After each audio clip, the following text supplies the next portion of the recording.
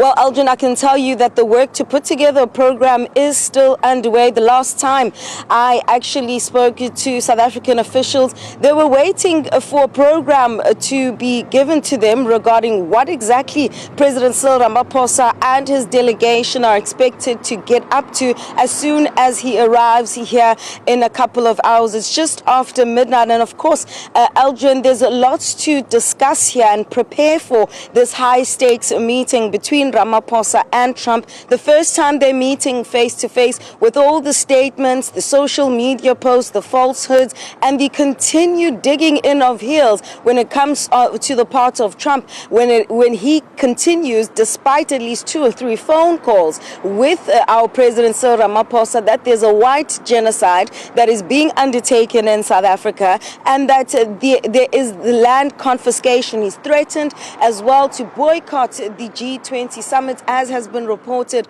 by the Washington Post. And again, this has not been done through official channels, according to the presidency. So as far as they're concerned, all those preparations are well underway. But in terms of, the much larger picture here, this is a moment for Cyril Ramaphosa, the president and the man, to actually get a sense of what seems to be making Trump hot under the collar when it comes to South Africa. Surely it can't be about Israel's ICJ case. That's been explained. Our transformation laws have been explained consistently over the last 3 months since Trump returned to the White House in January the 20th. And also, there is evidence to prove that everything that has been said is not true. So it's clear that there's something else that Donald Trump wants from South Africa. Lots of speculation that trade deals are what is going to be on the agenda, top of the agenda, when the two heads of state meet, as well as the officials behind the scenes who are going to be very critical in ensuring that smooth kind of, amelioration of those relations between Pretoria and Washington. And most certainly going to be interesting to see John Steenhuisen, the leader of the DA, also maintaining what he has said over the last couple of days at that Nampo Agriculture Festival, that he believes that those 49 white Afrikaners who left South Africa made a mistake. So there's lots to talk about, even in terms of the pressure that Donald Trump is facing himself right here in Washington, not only from reporters, but from his own Republican Party. Just last Friday, a few days ago, Aldrin, Moody's downgraded the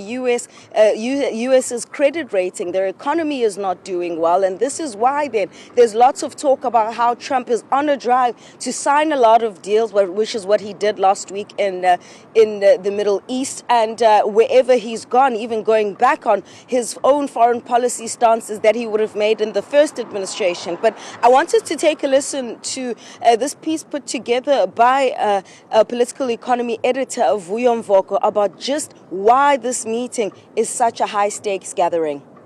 Looking at previous visits by other heads of state or heads of government to the White House, the president should avoid, when he arrives in Washington, to meet anyone who is an opponent of President Trump. The temptation will be there to say, let's give you a brief how to deal with the man. He should avoid to do that. We've seen in the past people who have done that. Zelensky, or what I call the Zelensky syndrome, included consultation with people who are ardent political enemies of Donald Trump. As South Africans, both black and white, that there's no genocide here. We are not genociders. We are not committing any act of hatred, act of retribution against or violence against anyone who is a citizen, even if they are not citizens of our country. We are not made that way. So we will obviously, if this matter comes up, we will make that extreme. We have to avoid at all costs a 30% tariff. It'll make South African agricultural products absolutely unaffordable and uncompetitive in that market. So we would like to have the free access. I think it's also a very good opportunity for President Ramaphosa to be able to meet with his counterpart to dispel some of the myths and misinformation that have been whispered in his ear about South Africa.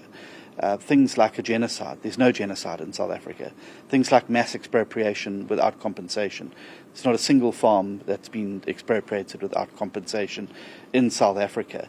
Yes, we have some issues with crime and criminality, but these affect all of our citizens in the same way.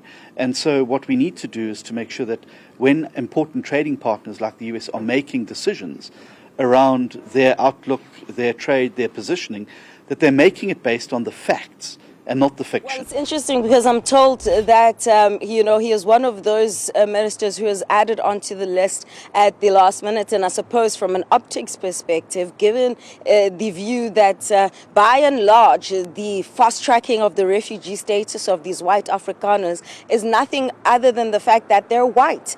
And that this is just an extension of Trump's Make America Great Again campaign, which we understand that here in the U.S. has been waning, not only just within society and the United States citizenry, or Americans, I should say, but also within the Republican Party. The strength and the power of MAGA within the Republican Party is not as it was, just last year when we were here covering those U.S. elections. And so that's from an optics perspective, having a white man like John Steenhuisen explaining and saying exactly what you heard him say in the package from Vuyo, that there is no white genocide. He's a white man. He can actually attest to that, and that there's actually no land confiscation as the custodian of agriculture in South Africa. So having John Steenhuisen there being the face of agriculture is going to be very critical in dispelling and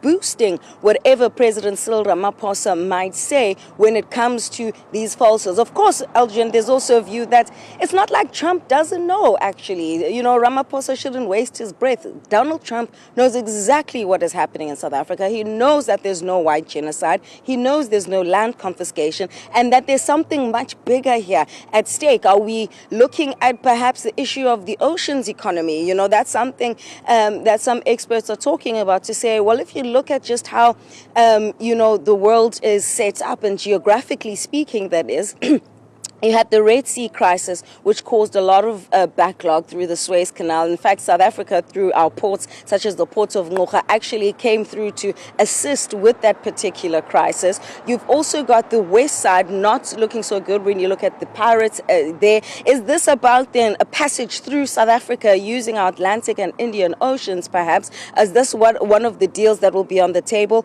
Or is this Donald Trump still doing the bidding of Elon Musk, a conversation about Starlink? Is Starlink a big enough deal for someone like Donald Trump? And how much of South Africa's sovereignty is going to be conceded, if at all, when Donald Trump and Cyril Ramaphosa are in that Oval Office on Wednesday? What happens when two presidents who couldn't be more different meet in the heart of global politics? One a softly spoken strategist from the southern tip of Africa, the other a bold, unpredictable real estate mogul turned leader of the free world. Well, buckle up, because President Cyril Ramaphosa is heading to Washington, D.C., and he's not just going for the tourist photos outside the White House. This is serious business. It's state visit time. And yes, he's meeting none other than Donald J. Trump. Now, before we jump into what this visit means for South Africa, the U.S., and everyone in between, let's talk about timing. Why now? Why is President Ramaphosa packing his bags, polishing his shoes, and practicing his diplomatic smile for an audience with Trump?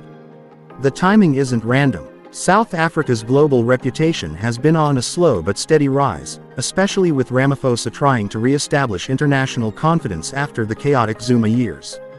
And on the flip side, Trump's administration, never short of drama, has been keen to show it's serious about Africa. Well, at least more serious than tweeting, "We love Africa," and calling it a day. There's trade, military cooperation, and of course, the ever-elusive investment partnerships being thrown around. So yes, both sides have skin in the game. Let's talk about the optics for a second. Ramaphosa is known for his calm demeanor, boardroom precision, and let's be honest, a whole lot of political patience. The man played a long game to become president. Trump, well, he's a hurricane of headlines. One moment he's tweeting about tariffs and NATO, the next he's shaking hands with world leaders like he's hosting a reality show finale. Can you imagine the body language in that meeting room? Ramaphosa sitting neatly in his tailored suit, politely making his case, while Trump gestures dramatically, possibly with a Diet Coke nearby. It's the diplomatic equivalent of jazz and rock colliding. But behind the personalities, there are real stakes here. Ramaphosa is going with an agenda. He's not there to admire the Lincoln Memorial, although that wouldn't hurt. No, he's there to secure economic deals. The South African economy needs investment, and American investors are always hunting for opportunity. South Africa's mineral wealth, tech scene, and growing middle class are attractive prospects. Ramaphosa knows this. He's going to pitch South Africa as stable, open for business, and ready to partner. On the US side, Trump's administration has been worried about China's growing influence on the African continent. And guess what? South Africa is smack dab in the middle of that geopolitical tug of war. With BRICS membership and cozy relations with Beijing, Pretoria has options. Trump doesn't like being second choice, and this visit is a chance to remind South Africa why the US should still be considered a top ally. Now, let's talk trade. One of the hot topics is the African Growth and Opportunity Act, AGOA. It gives South African products preferential access to the US market. Ramaphosa wants to make sure it stays that way. There's been talk of trade agreements being revisited, revised, or even scrapped. South African exporters are nervous, and Ramaphosa knows it. So expect him to push hard on this front. Then there's the thorny issue of land reform. South Africa's debate around expropriation without compensation has raised eyebrows globally. And Trump, he once tweeted about it, incorrectly, by the way. Remember that. I've asked Secretary Pompeo to study the South Africa land and farm seizures. It sparked outrage and confusion, mostly because it misrepresented what was actually happening. So, you better believe that Ramaphosa will have to tread carefully, reassuring the Americans that no, South Africa is not descending into chaos, and yes, property rights still matter. But it's not just economics. Security and defense cooperation will be on the table too. South Africa has been a key player in African peacekeeping missions, and its military ties with the US run deep, even if they're not always flashy. There's cooperation in counterterrorism, intelligence sharing, and training programs. Ramaphosa will likely use this opportunity to strengthen those ties. And let's not forget immigration and visas. South Africans often complain about how hard it is to get a US visa, even for tourists or businesspeople. If Ramaphosa can come back with even a small victory, like a simplified process or improved access for skilled workers, he'll score political points at home. Now let's shift to the cultural element of this visit. Americans are not always well versed in African politics, but when a head of state visits Washington, it makes headlines. Ramaphosa's team knows this, and they'll be using the visit as a PR opportunity too. Expect some carefully staged photos, maybe a visit to the Smithsonian's African American Museum, and definitely some media interviews. He'll be speaking not just to Trump, but to the American public, African diaspora, and global investors. As for Trump, well, he loves the optics of strongman diplomacy. He might even praise Ramaphosa's business background. Remember, Ramaphosa was a businessman long before he became president. And if the two can find common ground, say, over job creation or economic development, this visit might produce more than just photo ops. And speaking of photo ops, let's talk press conferences. These can either be smooth and controlled, or an absolute circus. If both presidents take the podium together, expect some careful wording, diplomatic vagueness, and maybe, just maybe, a few unscripted Trump zingers. Will Ramaphosa laugh politely or blink in disbelief? Either way, the cameras will be rolling. Now, here's a fun twist. While Ramaphosa is in DC, his critics back home will be watching closely. South Africans are famously skeptical of politics, and if this trip turns into a luxury tour with no tangible outcomes, the backlash will be swift. People want jobs, not just presidential handshakes.